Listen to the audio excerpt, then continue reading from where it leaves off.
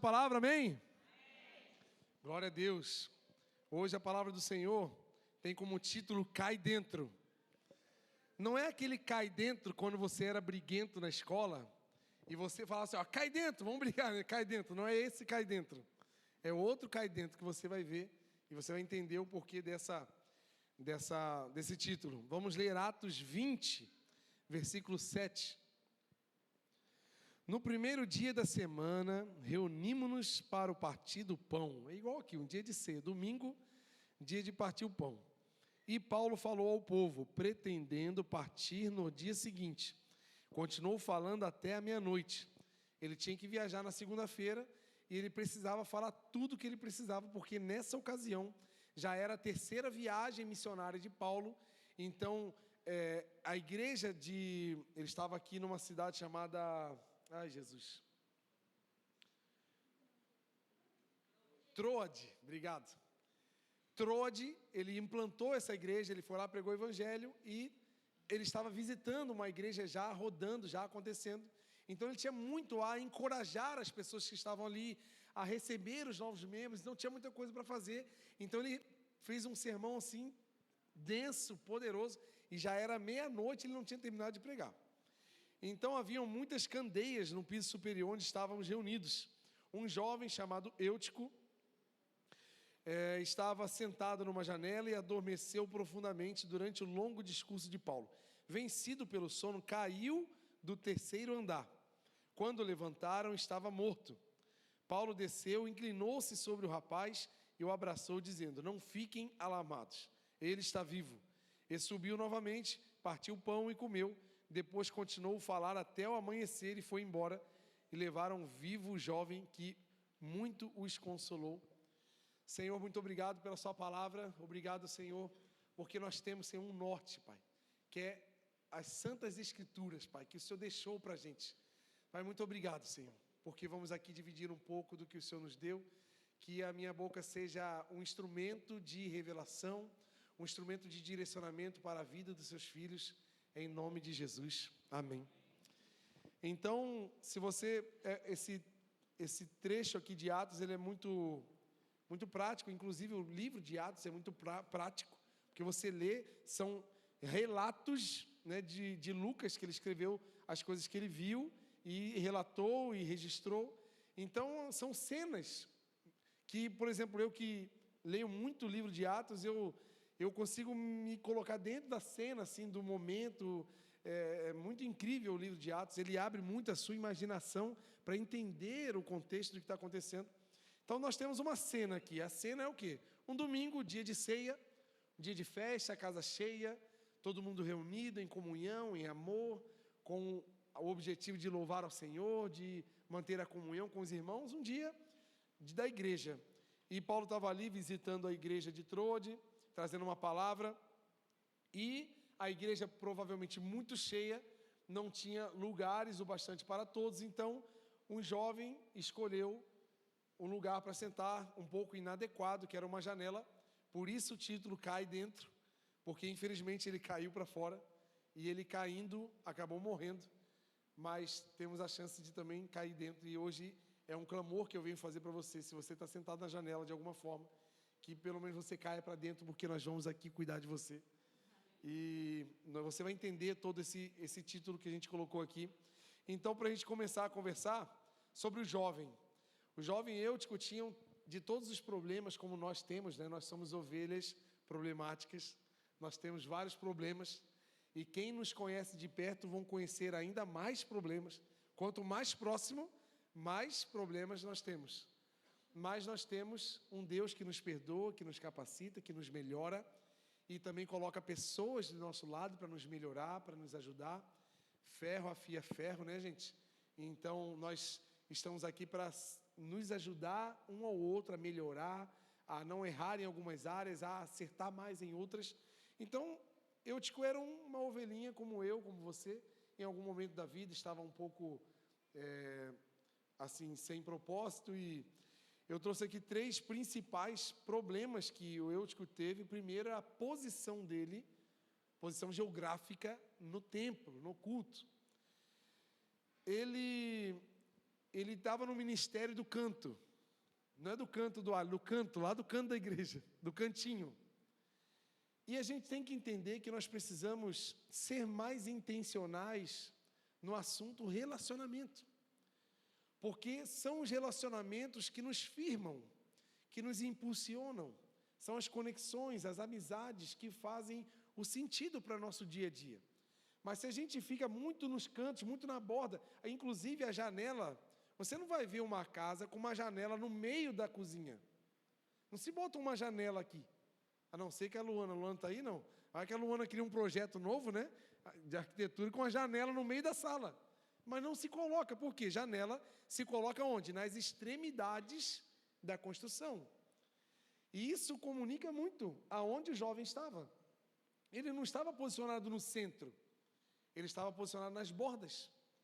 E muitos de nós temos um comportamento natural de quando estamos com problemas, o que a gente faz? Se afasta. A gente não fica no meio. Porque se estivéssemos no meio, seríamos mais cuidados. Porque tem gente perto para ajudar, para abraçar, para sorrir. Mas a gente tem uma tendência, uma leve tendência de ir para as bordas. Deus não quer que você e eu fiquemos na borda. Deus quer que você fiquemos no centro, no meio do rebanho, no calor do rebanho, no calor das pessoas. Porque assim a gente vai ser mais protegido. Então, não tenha mais esse costume. A gente tem que ser intencional. O culto começa a que hora? 15 para as 8, chega às 7h30, chega às 7 horas para conversar, para conversar com novas pessoas, para se comunicar, para criar conexões, para ficar junto. Acabou o culto, não tenha pressa de ir embora, fica aqui, vamos conversar mais um pouco, olha, aquele lá está novo aqui, vem cá, vamos conversar, o que tu faz da vida, onde é que tu mora, de onde tu é? A nossa igreja é formada por gente do Brasil inteira. Então, são sotaques diferentes que nós vamos escutar, são culturas diferentes, visão de mundo diferente, que é legal, é conhecimento, é crescimento pessoal. Então, a gente precisa ter esse olhar intencional de criar essa conexão, porque a borda é perigosa. Nós esfriamos naturalmente quando ficamos só pelas bordas, só pelos cantos. Então, esse é Eu, por exemplo, vou dar um exemplo, se eu sentar lá atrás, eu sei que não dá para todo mundo sentar na frente, mas se eu sentar lá atrás, eu não consigo entender nada da palavra, porque eu vou ficar olhando para as cabeças que vira para lá, vira para cá, a pessoa que levanta, e não sei o quê, eu vou ficar olhando para tudo menos, até o meu olho chega lá atrás, até aqui, eu já perdi metade da pregação, estou dizendo de mim. Então, no meu caso, eu preciso chegar cedo e sentar aqui na frente para poder, eu estou falando de mim, eu receber a palavra, entender, eu anotar, fazer as coisas, porque muitas coisas acontecem no culto, Deus fala detalhes importantes que às vezes a gente não anota, não pega, não entende, porque estamos no canto, né? Não que seja, não estou dizendo o último lugar, o primeiro lugar, mas é que a gente precisa se conhecer e ter esse movimento. Outro problema de Eutico, o cansaço e a preguiça. Ele adormece no meio do culto. Gente, se você dormir na minha palavra, eu entendo. Nem sempre eu estou tão empolgado e tão inspirado assim. Mas, gente, era o próprio apóstolo Paulo pregando. Será que a pregação estava ruim para ele dormir? Será, Bruno, que a pregação estava ruim? Para dormir, não, né? A pregação era boa, né? Era garantida que ia ser uma boa pregação. Como é que o rapaz ia dormir no meio da pregação do maior pregador que essa terra já viu? Difícil, né? Mas talvez chegou, não se conectou, sentou num lugar distante, talvez não pegava o ar-condicionado, está fresquinho aí, o ar-condicionado está bom aí, não? Talvez sentou num lugar onde não pega o vento do ar e estava quente, aí a gente no calor fica meio morgado, e ele estava ali. A gente tem que entender, gente, que nós temos que vir para a igreja com fé, o bastante, para entender que apesar de não ser o apóstolo Paulo pregando, mas se for uma palavra cristocêntrica e bíblica, é certeza de que Deus está falando. Então, se a gente vem com essa expectativa, meu Deus, eu vou lá para ouvir um direcionamento para mim. Eu vou lá para adorar o Senhor. Deus está lá e eu vou entregar os meus louvores. Quando eu saio com essa expectativa, o meu culto ao Senhor vai ser animado, vai ser diferente. Até porque tem muita gente, por muito tempo, falava assim, talvez tenha até gente assim hoje, que chega no culto e faz assim, ó. Senta. Vou esperar a banda tocar aí para ver se eu sinto uns arrepios, para ver se eu me emociono, para eu começar a glorificar. Gente, sabe aquele filme Sing, que é um monte de animalzinho que canta, assim, tem um koala, quem já viu esse filme? Eu assisto 20 vezes e não enjoo. Eu choro naquele filme. Eu me emociono. Porque a música toca, a cena, a história toca. E não é porque eu choro naquele filme que, meu Deus, o Espírito Santo nesse filme, olha Jesus. Não tem nada. É porque o meu coração se emociona com a música. E se você está aqui esperando que as suas emoções sejam tocadas, para você ser ativado para louvar a Deus, vai ser difícil. Porque nós não estamos aqui para louvar a Deus a partir das nossas emoções. Estamos aqui para louvar a Deus a partir do nosso entendimento. E eu sei que Ele é o Rei dos Reis. E Ele vai ser adorado através da minha vida. No meu entendimento. Eu não preciso ser impulsionado, empurrado para adorar aquele que vive e reina para sempre. Eu já sei que Ele é meu Salvador. Eu já sei que Ele é meu Rei. Eu sei que Ele está aqui. Eu sei que estamos aqui em família para adorar esse Deus que estamos falando. Então, às vezes, a gente espera. Não, vamos ver um arrepio. Eu quero me arrepiar primeiro. Não, faz o seguinte, vamos combinar uma coisa? Começa a adorar e glorificar, que o arrepio vem então depois. E se não vier, você adorou porque você sabe quem você está adorando. Entendeu? É diferente, gente. O entendimento nos leva para outro nível no Senhor. Então ele estava aqui, quem sabe ele dormiu porque talvez o louvor não estava tão assim. E talvez a palavra, ele ficou abrindo a boca com sono e esperando uma ativação. Mas eu já tenho que sair de casa ativado. Eu preciso já, quem sabe esse rapaz, ele não estava na escala de algum ministério, quem sabe não servia em nenhum ministério. Chegou meio atrasado, porque ele chegou, já não tinha mais cadeira, teve que sentar na janela. Então tem várias chances, né, da gente entender o porquê que ele estava sentado num lugar tão inadequado. Outra coisa, o lugar que ele estava sentado era inapropriado. Gente, janela não foi feita para sentar. Se você me chamar na tua casa um dia, para eu, sei lá, né, domingo, né, dia daquela maionese, pudim de leite, glória. Aí você fala assim, pastor, seja bem-vindo, senta ali na janela ali que a gente já vai te atender. Eu vou achar estranho? Não se faz isso, né? Senta aqui na janela, porque janela não é lugar de sentar. Janela é lugar para você olhar, para você abrir, entrar um vento, ver uma paisagem. No mínimo, se você não tiver um sofá na tua sala, tu vai pegar um banco, uma cadeira, algum puff ou alguma coisa para sentar, porque a janela não é adequado para esse uso. E ele estava sentado justamente num lugar inadequado. O que eu entendo aqui? No mínimo ele teve reverência. No mínimo ele teve falta de noção. Muita coragem, zero noção. Mas o que eu entendo aqui sobre Eutico é que talvez muita gente vive isso. Por não saber quem você é em Deus, você está em lugares inadequados. Vou dar um exemplo. Sabe aquelas pessoas que começam uma faculdade, estudam 6 meses, param, começa a nutrição, para e vai fazer engenharia mecatrônica. Aí ela para a engenharia e vai fazer oceanografia. Aí ela pula de um curso para outro bem fora, porque ela não sabe quem ela é, e ela começa o curso e vê, isso aqui não é para mim, isso aqui não tem nada a ver comigo, para. Só que no meio desse tempo, ele está gastando tempo, está gastando dinheiro, está gastando neurônio, porque ele não descobriu quem ele é. E esse é um perigo nosso dentro da igreja, porque eu tenho certeza absoluta que eu, você, cada um de nós temos um dom específico, uma habilidade dada por Deus para servir a humanidade. Então você flui em alguma área, e a igreja tem milhões de áreas. Talvez não exista esse ministério aqui, mas podemos criar um ministério. Se é para servir as pessoas, se é para amar e agregar as pessoas e levar elas a Cristo, nós inventamos qualquer tipo de ministério. Mas talvez eu estou fazendo algo encaixado num ministério, ou às vezes nem fazendo nada, e aquele lugar é um lugar inadequado, inapropriado, que traz cansaço físico, que traz sonolência, que traz problemas para mim, como trouxe a janela para esse menino. Então nós precisamos pedir ao Criador, aquele que nos fez com propósitos, ler o manual de instruções do fabricante, quem sabe, buscar no Senhor quem você é em Deus, e que Ele te encaixe exatamente no lugar onde Ele te fez para ser. Estão entendendo aí, amém?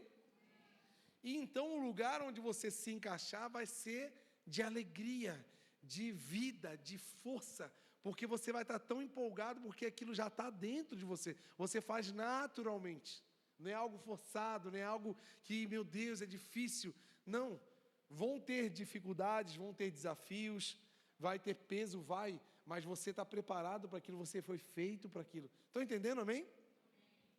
Então esses foram 3 principais erros de Eutico.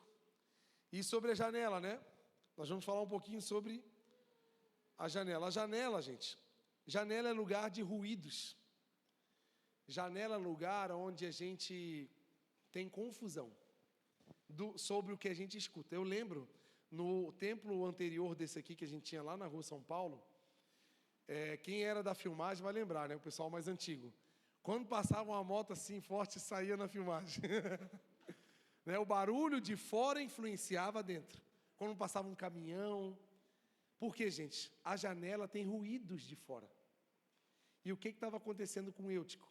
Ele estava dentro da igreja, ouvindo uma palavra poderosa. Vocês acham que Paulo estava falando o que para ele, gente? Estava lendo o gibi da Marvel para eles, certo? Não, gente. Estava falando palavras de vida, de poder, de graça. Só que ele estava na janela. Então os ruídos da janela atrapalhavam o entendimento, a absorção do conhecimento que Eutico precisava ter quando estava dentro da igreja. E pessoas posicionadas na janela, elas correm esse risco de sair daqui, ouvirem uma palavra poderosa do Senhor, de vitória, de direcionamento, só que a vida delas está na janela. E a janela é lugar de ruído, aí você sai daqui, aí você está na janela, aí você ouve ruídos. E o mundo jaz de quem, gente? Do maligno, do diabo. Então nós vamos ouvir os ruídos que o diabo tem a dizer sobre nós. Aí você sai daqui, eu falo para você, ó, você é uma bênção. Você vai ser usado pelo Senhor. Você é amado, você é um filho resgatado. Aí você sai daqui, o que o diabo fala? Não vai dar em nada, vai dar tudo errado. Você está sujo, você é um pecador, você não sabe nada, você não consegue fazer nada. Está tudo dando errado na tua vida, ó, é melhor tu parar. É isso que tu vai escutar. Agora, se eu não estiver na janela, esses ruídos não vão me confundir sobre tudo o que eu tenho escutado. Só que a janela, ela dá ruído, gente. A janela, quando tem uma tempestade, quando tem, né, uma trovoada, um negócio, o que você faz? Tu abre a janela e fica lá esperando um raio pegar em você, para tu virar um flash, assim, um super-homem? Não, né? O que tu faz quando dá uma tempestade? Fecha a janela, fecha a cortina. Os mais supersticiosos esconde os espelhos, para não chamar raio, porque fora da janela é perigoso. Uma janela aberta na hora errada pode trazer perigos. Quando você vai dormir, se você mora numa casa, primeiro andar, e não tem grade, o que tu faz com a janela? Deixa aberta, vai que uma pessoa que precisa de algum item que tem dentro da minha casa, ela entre com toda a educação, procure algo para ela e leve, sem me acordar, assim, só, para não me incomodar. É assim que tu faz, não? Tu fecha a janela, porque janela aberta em hora errada, ela é perigosa. Então, a janela, ela é lugar de ruídos, de barulho, de confusão. Então, em nome de Jesus, saia daqui com essa palavra que você em Cristo é mais do que vencedor. Apesar de uma vida difícil que você pode estar levando, apesar de um ano difícil, ano passado, que foi para você, eu profetizo na sua vida que se você caminhar na palavra do Senhor, você será mais do que vitorioso. As coisas vão virar na sua vida, seus negócios, sua família, seus sentimentos, a sua saúde vai ser renovada, restaurada em nome de Jesus. Estejam em Deus, tudo podemos naquele que nos fortalece, sim ou não? Glória a Deus. Janela, gente, é lugar de possível insatisfação. Como assim? Você já ouviu aquela frase, aquela pergunta célebre? Por que a grama do vizinho é mais bonita do que a minha? Isso é uma pergunta de quem está olhando pela janela, de quem está na janela. A insatisfação vem a partir da comparação. Quando temos uma vida na janela, corremos o risco de estar insatisfeitos com o que já temos, porque estamos só olhando o que não temos. Aí a gente perde tempo de agradecer ao Senhor sobre tudo o que já recebemos, porque estamos com os olhos fixados nas coisas que nós não temos. E por isso acabamos criando guerras, problemas, insatisfação. A insatisfação vai trazer ingratidão. A ingratidão vai trazer incredulidade, porque um abismo puxa o outro. E a incredulidade foi o problema que fez mais de 3 milhões de pessoas morrerem num deserto, indo para uma terra prometida, porque eles não acreditavam no Senhor. Então está vendo que uma janela, e você e eu posicionados numa janela, tem muitos riscos. Você começa a comparar a sua vida com outras pessoas, tu começa a comparar várias coisas e você perde o propósito do lugar onde você está e não deveria estar na janela. Só para tu ter uma ideia, tem muitos casais que estão posicionados na janela. Muitos casais que estão insatisfeitos com o casamento. Não porque a mulher é ruim, não porque o homem é ruim, mas porque estão sentados na janela e estão comparando, estão tendo ruídos, estão tendo distrações que a janela oferece. E olha para dentro de casa e tem uma grande insatisfação sobre a realidade do dia a dia. Gente, nem todo dia nós temos 3 linhas que nós temos que ter na nossa vida. A linha da realidade, que às vezes não é boa. Tem a linha do ideal, que a gente tem que lutar por ela, sempre lutar pelo ideal. E tem a linha do sonho, né, do extraordinário. E às vezes nós estamos lutando tanto pelo extraordinário que a gente esquece do que o ideal é bom. Então a gente não consegue chegar no extraordinário e fica insatisfeito. Mas lutando pelo ideal já estava bom. E de vez em quando Deus vai dar um extraordinário. Só para você ter uma ideia, Moisés estava atravessando um deserto, sim ou não? Quantas vezes Deus abriu o mar vermelho? Quantas vezes? Uma. Agora, todo dia tinha comida. Todo dia tinha coluna de fogo de noite, coluna de nuvem de dia. Mas quem sabe o dia a dia fica tão normal que a gente para de agradecer e a gente fica querendo o mar vermelho se abrir. Mas Deus já fez. Você só está onde está porque um dia Deus já abriu o mar vermelho para você. Mas agora é dia do pão de cada dia. E agradece pelo pão de cada dia. Agradece pela casa que você mora. Agradece pelo carro que você tem. Agradece pela família que você tem. Agradeça pelo emprego que você tem. E às vezes a gente está brigando só pelo top, pelo extraordinário. Não, agradece pelo ideal, porque já estamos muito bem. Você acredita nessa palavra?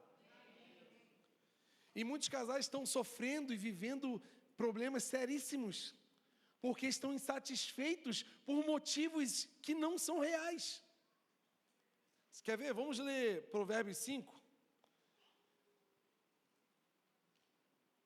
Olha que poderosa essa palavra. Provérbios 5, versículo 15. Beba das águas da sua cisterna, das águas que brotam do seu próprio poço. Por que deixar que as suas fontes transbordem pelas ruas e os seus ribeiros pelas praças? Que elas sejam exclusivamente suas, nunca repartidas com rebanhos. Seja bendita a tua fonte. Alegre-se com a esposa da sua juventude. O que o Provérbios está falando aqui?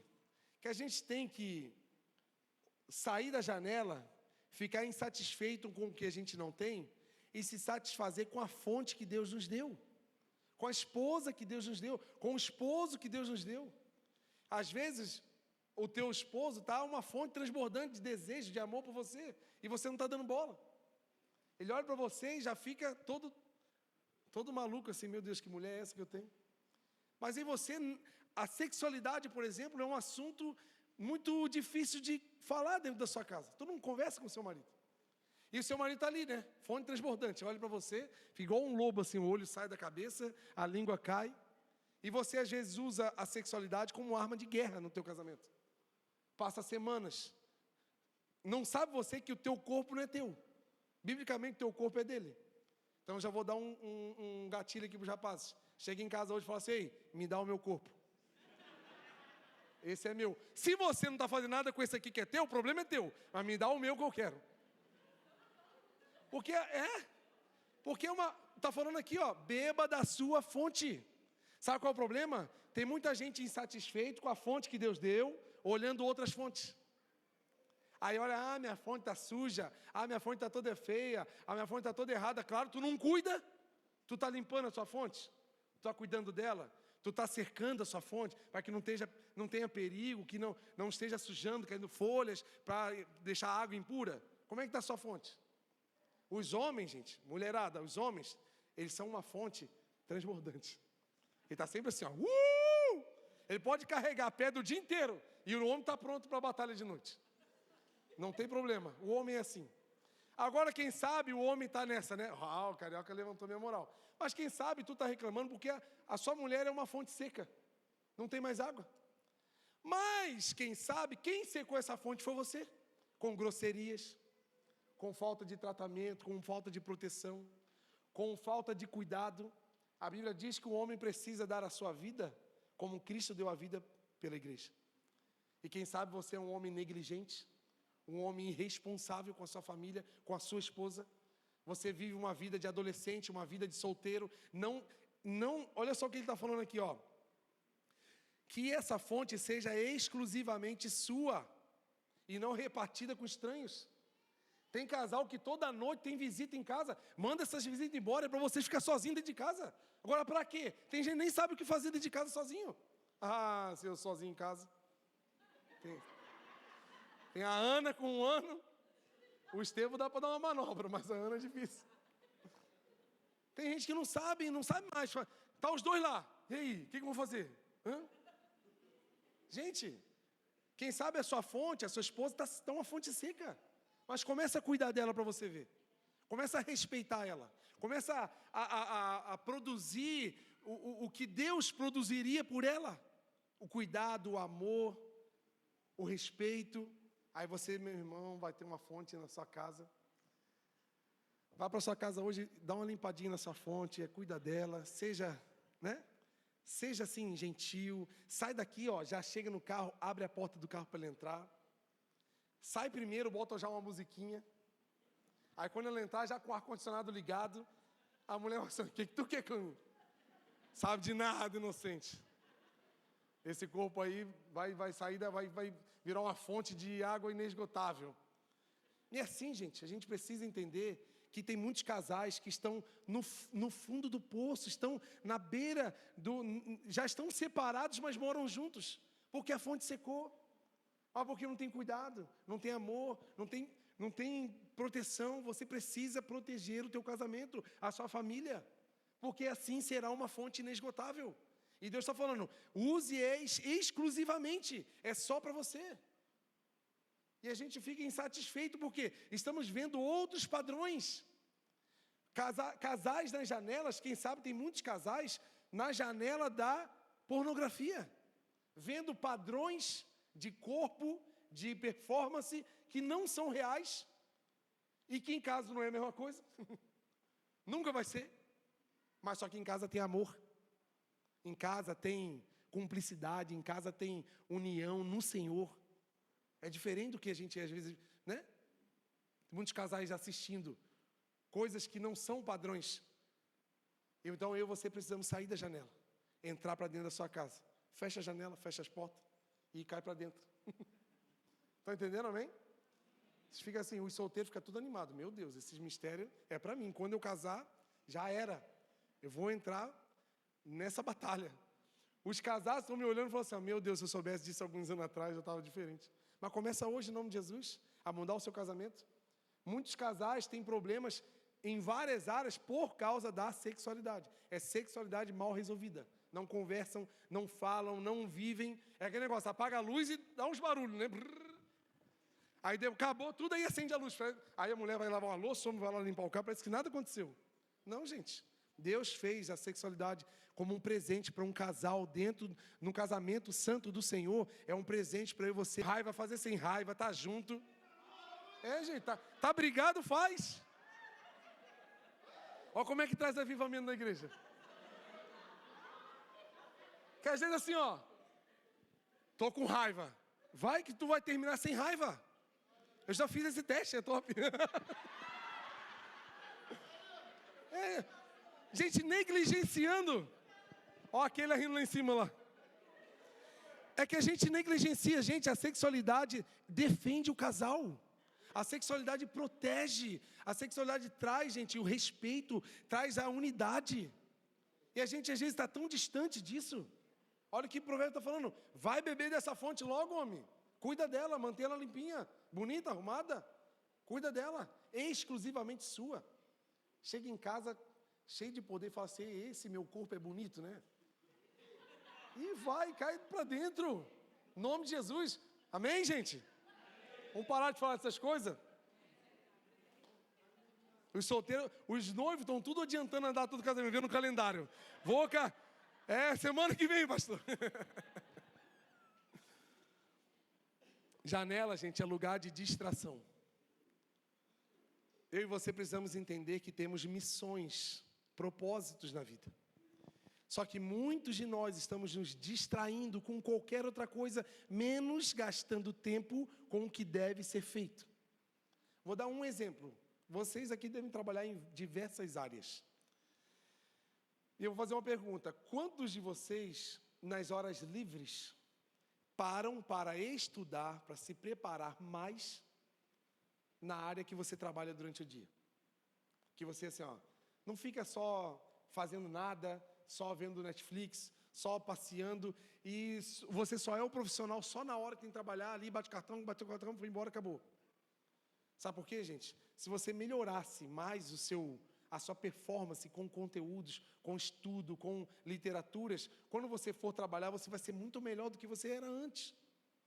Só que a gente não melhora a nossa performance profissional, porque estamos muito distraídos. Estamos gastando tempo com qualquer outra coisa. A gente tem que lembrar uma coisa, gente. Nós não temos que só fazer o que a gente gosta. A gente tem que fazer o que deve ser feito. E muitos de nós não estamos fazendo o que deve ser feito. Porque às vezes o que deve ser feito é chato, é demorado, dá trabalho, é ruim. Mas a gente tem que fazer. E a gente está se distraindo e deixando a vida passar. Deixando assim, a vida eu estou sobrevivendo. Não, gente. Quem sabe a empresa que tu trabalha tem um plano de carreira gigante. E pode vir amanhã, segunda-feira, uma oportunidade para você. Só que tu está lá 4 anos, tu nunca se preparou. Tu nunca fez algo a mais. Tu nunca se esmerou para ser melhor. Não me paga por isso. Jesus, amado, misericórdia. Nós precisamos ser melhores, principalmente na casa do Senhor. Nos dedicar, nos preparar. Hoje fiquei tão feliz, vim aqui à tardinha aqui. Estava lá todos o pessoal que trabalha no Kids, reunido, conversando. Aí já no grupo mandaram lá um conteúdo para eles estudarem, para preparar para as crianças. Pessoas que estão preocupadas em ser melhores. E não ser as mesmas. Mas para a gente ser melhor, a gente tem que se gastar, né, gente? Senão a gente vai viver a mesma vida o resto da vida. E eu quero ser melhor, gente. Em nome de Jesus. Quem quer ser melhor aqui? Meu Deus, eu quero ser... Ano que vem eu quero ser melhor em alguma coisa do que eu sou esse ano.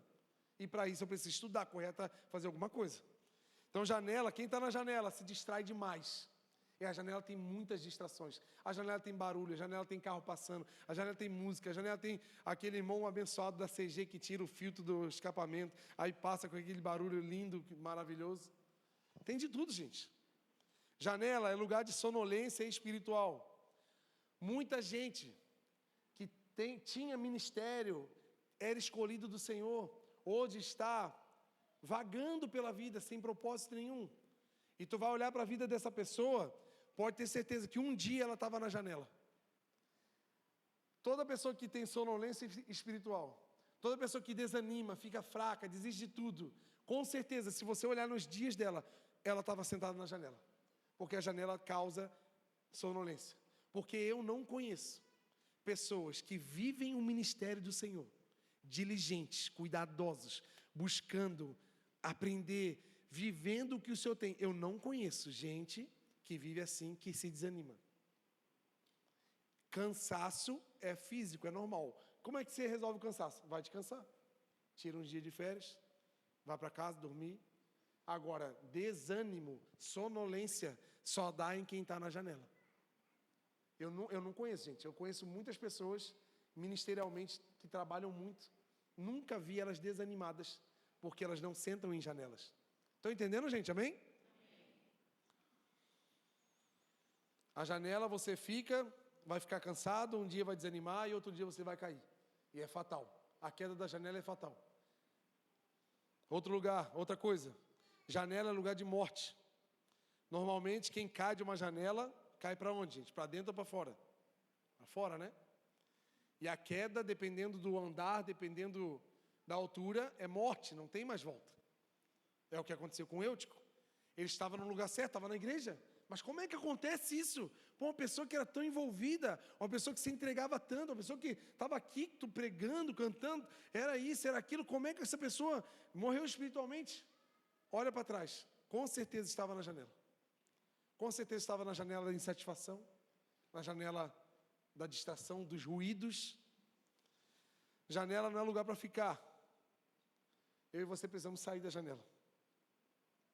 E o Eutico teve 3 estágios. O primeiro estágio era ele estava na janela assistindo. O segundo estágio era sonolento e quase caindo da janela. E o terceiro estágio era morto de uma vez. Quem sabe uns de nós aqui nos encontramos em algum desses estágios. Talvez você tenha vivido uma vida no seu casamento, na sua família, na igreja do Senhor, sentado na janela, com ruídos. Você sai daqui, ouve uma palavra, mas tu sai, mas tu está na janela, e tu ouve qualquer fala de qualquer outra pessoa, tu já vai, é influenciável, tu já desanima, domingo tu está bem, está feliz, mas terça-feira, quarta-feira já está embaixo, já está triste, já está desanimado, está na janela. Ou quem sabe, você já está há tanto tempo na janela, que você já está sonolento. Você já não tem mais aquele ânimo. Ou vamos lá fazer uma arrumação lá na igreja, vamos lá fazer um evangelismo, vamos lá fazer um ensaio. Tem um meme que fala assim, vou não, estou cansadão, mano, estou cansadão, vou não. Vai dar não, estou cansadão. Porque a gente está na janela, gente. A janela vai te dar sono. Talvez você esteja nesse estágio de sonolência espiritual, nada te anima. Você está aqui, nossa, que legal, mas que legal. Obrigado, estou indo embora, não me envolvo, estou cansado. Ou você já caiu da janela em alguma área da sua vida. Quem sabe teu casamento já está igual o Eutico, morto, caído, sem movimento, sem reação, sem vida. Ou a sua vida profissional, ou a sua vida espiritual já foi. E você até reconhece, poxa, eu estava na janela e acabei caindo, eu estou nessa situação, não tem muito o que fazer. Humanamente mesmo, não tem nem o que fazer. Só que eu aprendi 3 coisas com Paulo nessa passagem aqui. Primeiro, quando Paulo estava pregando, já era mais de meia-noite, o menino cai da janela. O que Paulo fez, gente? Ele falou assim, alguém cuida do menino lá, vamos continuar o culto aqui. Ele fez isso ou não? O que ele fez? Parou. O que ele me ensina com isso?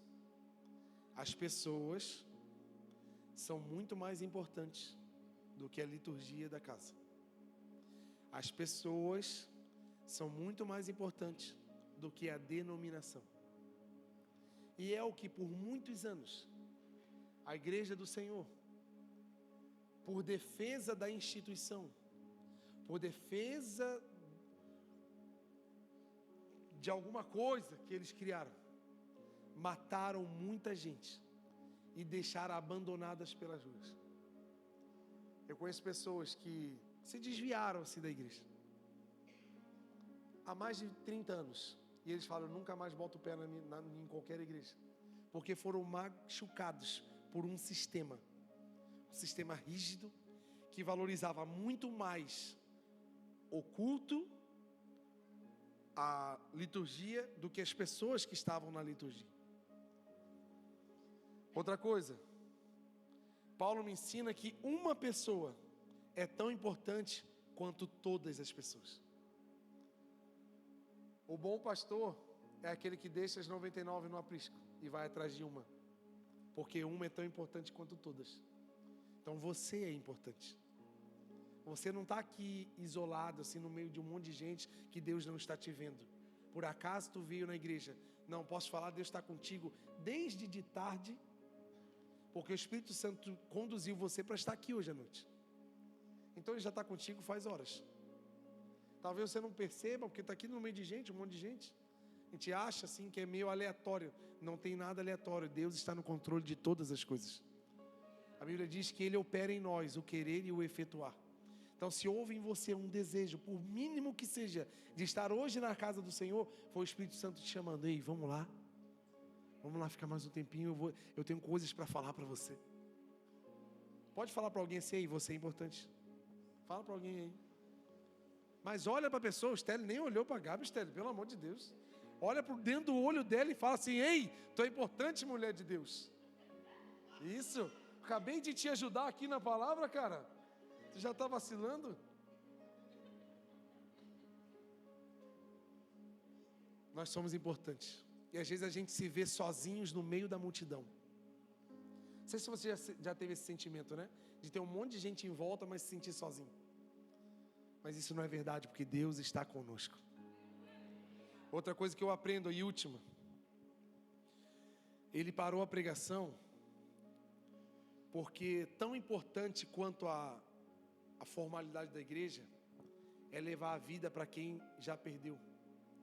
E igreja, ceia, não é só para os santos espirituais que caminham sobre o óleo da unção e voam. Igreja é para os pecadores que reconhecem que não são capazes de mudar, mas sabem que aqui vai ter um pouquinho de Deus para ajudar ele a caminhar.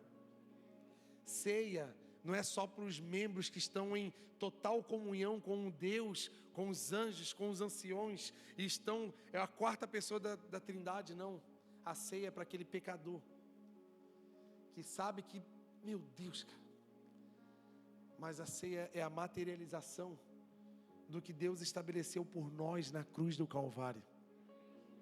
E a igreja é para isso. Se a igreja não estiver aberta para restaurar vidas, ela pode fechar a porta. Então nós temos que estar aqui preparados para receber qualquer nível de pessoa, porque aqui ela vai receber vida. Igreja é lugar de vida. Igreja é lugar de restauração. Igreja é lugar de uma segunda chance. E agora nós vamos tomar a ceia. Eu quero que você se sinta à vontade de tomar a ceia com a gente. Porque às vezes você se sente meio, eu não sou nem dessa igreja. Eu não sou nem muito, estou meio distante das coisas. Não estou tão assim espiritual, não. A ceia é um movimento que foi estabelecido pelo Senhor. Foi a devolução da comunhão entre os homens e Deus, representada nos homens. E hoje a ceia é para você e para mim. Você que é pecador como eu. Você que sabe que se não for Deus para te salvar, você não vai dar conta mesmo. Isso é para você. Vamos ficar de pé em nome de Jesus?